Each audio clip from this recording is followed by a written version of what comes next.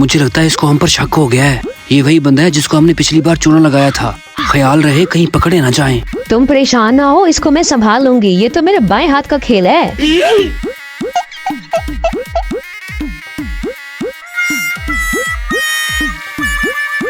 ये लें सर, आपकी दूसरी बिरयानी आ गई है। और चाहिए कुछ? नहीं भाई शुक्रिया, तुम शुरू करो। यार मुझे अभी भूख नहीं है, मैं घर में जाके तसल्ली से खाऊंगी। इसको भी बैग में डाल देते हैं। ठीक है कोई बात नहीं। वैसे लग तो टेस्टी रही है। अच्छा मैं फिर खा लेता हूँ। जी ठीक है, आप खा लें।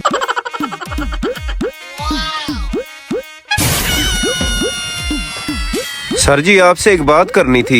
ये जो कस्टमर बैठे हुए ना, इनका जरा ख्याल कीजिएगा। ये बड़े फ्रॉडी किस्म के बंदे हैं। पिछले रेस्टोरेंट से भी इन्होंने मुझे निकलवाया था। आप बेफिक्र हो जाए, मैं आपके साथ हूँ। इनको मैं देख लूंगा। सर जी, आपका बहुत शुक्रिया, आपने मेरी बड़ी परेशानी हल कर दी। अब